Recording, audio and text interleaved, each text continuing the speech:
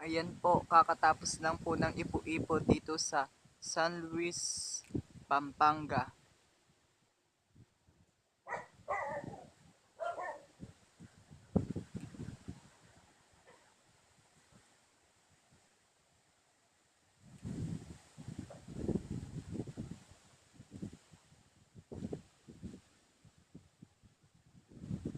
Yun po ang namumuong ipo-ipo.